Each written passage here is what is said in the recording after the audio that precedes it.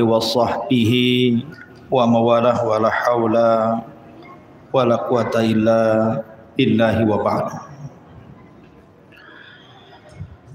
Alhamdulillah, di malam ini kita bisa melaksanakan salat tarawih di Masjid Nidaul Ilmi. Dan malam ini kita akan membahas 10 penyebab tidak diterimanya puasa seorang muslim. Ma'asyiral muslimin yang dimuliakan Allah Subhanahu wa taala, ibadah puasa ini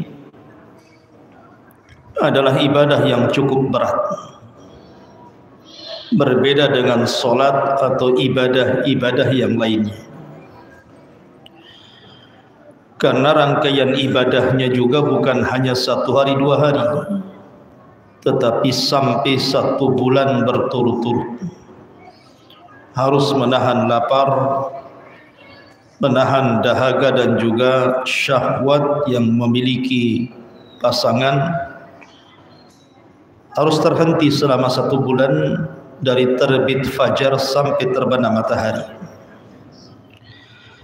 Sehingga kalau seandainya ibadah yang berat ini tidak sampai diterima oleh Allah Subhanahu wa taala, tentu sangat rugi sekali.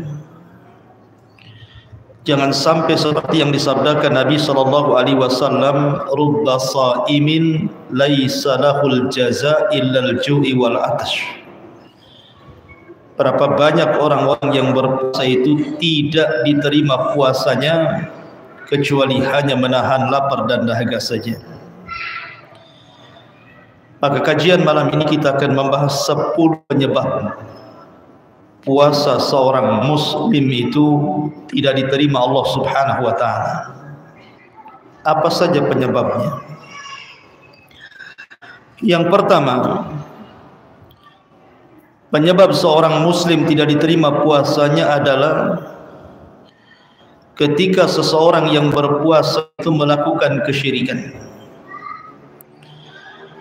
Karena Allah Subhanahu wa taala berfirman, la in asyrakta la yahbatanna 'amaluka wa la takunanna minal khasirin.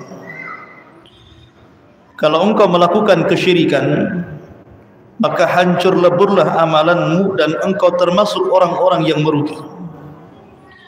Maka orang-orang yang melakukan kesyirikan di bulan Ramadan, maka puasanya tidak akan diterima. Kemudian yang kedua, memiliki sifat nifaq. Ada kemunafikan dalam hatinya. Allah Subhanahu wa taala berfirman di dalam Al-Qur'anul Karim mensifati orang-orang munafik. Allah berfirman, innal munafiqina fi darkil asfali minan nar. Sesungguhnya orang-orang munafik itu akan diletakkan di intip neraka yang paling dalam. Maka selama Ramadan hindari sifat-sifat munafik. Apa sifat-sifat munafik itu? Kata Nabi sallallahu alaihi wasallam, idza haddatsa kadzab. Kalau dia bicara dusta. Wa idza tumina khana, kalau diberikan amanah dia khianat. Wa idza khasama ghadara, dan kalau dia bersih dia ingin menang sendiri. Maka ini yang kedua. Yang ketiga, penyebab puasa tidak diterima adalah tarikus shalah. Orang yang meninggalkan salat. Aneh, di bulan Ramadan ini banyak orang yang meninggalkan salat di luar Ramadan. Bahkan masuk Ramadan juga tidak melaksanakan sholat, tetapi dia puasa. Kan banyak tuh orang-orang yang tidak sholat tapi puasa. Alasannya, masa sudah tidak sholat tidak puasa lagi Ustaz, double lah dosa saya katanya. Dia tidak paham bahwa diterimanya sebuah amalan itu ditentukan dengan baik sholatnya. Karena Nabi SAW yang mengatakan, awal ma yuhasabu bihil abdu yaumal qiyamah salatuhu. Sesungguhnya awal yang pertama dihisab pada hari kiamat di hadapan Allah adalah salatnya. Fa in saluhat salatuhu saluha sairu amalihi. Kalau salatnya dianggap baik, dianggap semua amalnya. Wa in fasadat salatuhu fasada sairu amalihi. Tapi kalau salatnya kemudian dianggap jelek, maka semua amal yang lainnya dianggap jelek. Maka orang yang meninggalkan salat kemudian puasa, tidak diterima puasanya. Kemudian yang keempat, orang yang kadang puas, kadang salat, kadang tidak. Kalau yang tadi memang total tidak salat, ini kadang salat, kadang tidak. Tetapi kebanyakannya lebih meninggalkan salat dibandingkan melakukannya. Maka ijma' para ulama, berdasarkan perkataan para ulama, di antaranya pendapat Syekhul Islam Ibn Taimiyah rahimahullahu taala, man taraka salata jumlatan faqad kafar. Barang siapa yang meninggalkan salat jauh lebih banyak dibandingkan melakukannya, maka dianggap kufur, dianggap kafir pelakunya. Dan amalan orang kafir itu tidak akan diterima. Ini yang keempat. Kemudian yang kelima dan yang keenam serta yang ketujuh, ini disebutkan dalam satu redaksi hadis Nabi SAW. Nabi SAW mengatakan, salasatun la yaqbalullahu lahum sarfan wala adlan. Ada tiga kelompok tidak akan diterima amal sunnah dan amal wajibnya. Di sini Rasul mengatakan tiga kelompok tidak akan diterima amalan sunnahnya dan juga amal wajibnya, termasuk padanya puasa Ramadan. Kemudian Rasul mengatakan yang pertama, akun, orang yang durhaka kepada orang tua. Maka kalau orang berpuasa tapi masih durhaka dengan orang tua, tidak diterima puasanya. Kemudian yang kedua, mannanun, orang yang suka mengungkit-ngungkit sedekah, mengungkit-ngungkit pemberian. Makanya Allah Subhanahu wa taala berfirman, qaulun ma'rufun khairun min shadaqatin yatba'uha adha. Ucapan yang baik itu jauh lebih indah dibandingkan sedekah tetapi menyakiti orang yang disedekahinya.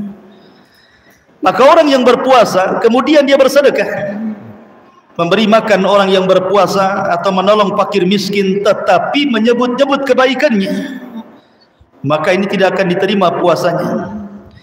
Kemudian yang ketiga, wa mukadzabun bil qadar, orang yang berdusta atau mendustakan urusan takdir. Dia tidak yakin ada takdir, maka ini pun perkara yang bisa membatalkan atau tidak diterima puasa seseorang. Kemudian yang nomor 8, al-mustahzi biddin, orang yang istihza, orang yang mengolok-olok agama. Karena orang-orang yang mengolok-olok agama itu dianggap kufur. Allah Subhanahu wa taala berfirman, wala in sa'altahum la yaqulunna innama kunna nakhudhu wa nal'ab qul abillahi wa ayatihi wa rasulihi kuntum tastahzi'un la ta'tadiru qad kafartum ba'da imanikum. Apabila kau tanya kepada mereka, maksudnya orang-orang munafik di zaman Rasul yang mengolok-olok para penghafal Quran.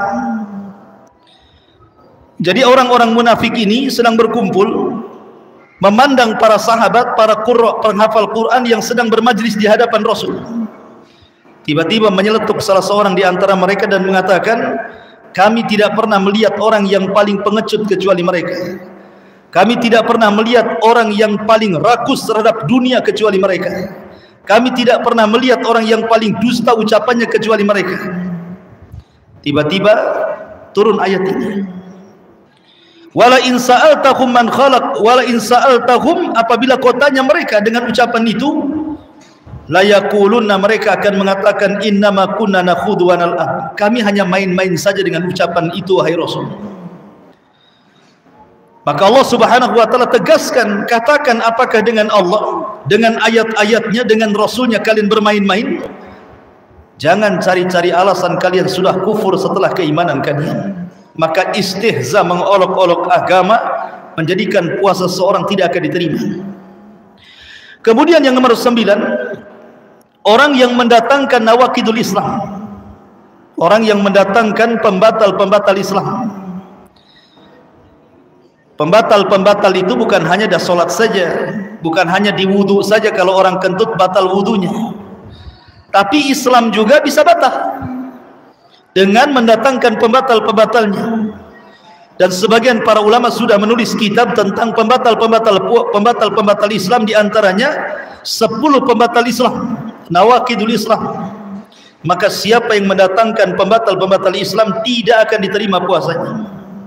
Kemudian yang terakhir, manin tasaba ila firqatin dhalah, orang yang kemudian menasabkan dirinya kepada kelompok-kelompok sesat dalam Islam, seperti mengikuti ajaran Ahmadiyah, mengikuti ajaran Bahaiyah, mengikuti ajaran-ajaran yang telah disesatkan oleh para ulama sampai ke taraf kufur, maka puasanya tidak akan diterima.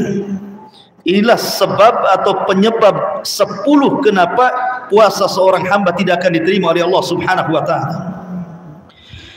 Kemudian pembahasan yang kedua, Ramadan ini adalah syahrul maghfirah, bulan di mana kita mudah mendapatkan ampunan Allah Subhanahu wa taala.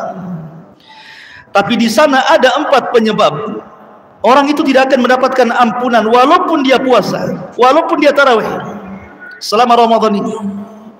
Dan itu disebutkan dalam satu redaksi hadis Nabi sallallahu alaihi wasallam, di mana disebutkan dalam hadis qudsi, yaqulun, mereka mengatakan, ya Jibril, ma sana Allahu fi hawaijil mu'minin min ummati Muhammadin sallallahu alaihi wasallam. Apa yang Allah Subhanahu wa taala lakukan terhadap hajatnya kaum mukminin terhadap umat Muhammad sallallahu alaihi wasallam. Maka Jibril mengatakan, innallaha nadhara ilaihi, maka Allah akan memandang umat Muhammad ini, wa afa anhum wa ghafara lahum.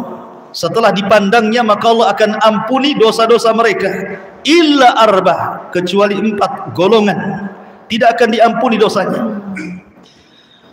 Kemudian faqalu, mereka berkata, man haula'i arba, itu siapa yang 4 orang itu maksudnya? Kemudian disebutkan yang pertama, mudminul khamri, orang yang masih minum khamr. Di bulan Ramadan dia masih minum khamr walaupun tidak saat berpuasa. Pamannya dari pagi dia puasa sampai sore, ketika iftar pula bukan teh obeng, minum khamr pula, dia tidak akan diterima puasanya. Kemudian yang kedua, qati'ur rahim, orang yang memutus silaturahim selama Ramadan. Justru dia bertengkar dengan keluarganya, dengan kerabatnya, tidak akur dengan tetangganya, dia putus silaturahim. Walaupun dia puasa, walaupun dia tarawih, tidak akan diampuni dosanya. Kemudian yang ketiga, al-musyahin, orang yang menanamkan kedengkian dalam hatinya, masih ada dendam dalam hatinya, masih ada emosi dalam hatinya, masih ada hasad dalam hatinya, maka ini pun akan menghalangi ampunan di bulan Ramadan. Dan yang terakhir, al-aqu liwalidaini, orang yang durhaka dengan orang tua.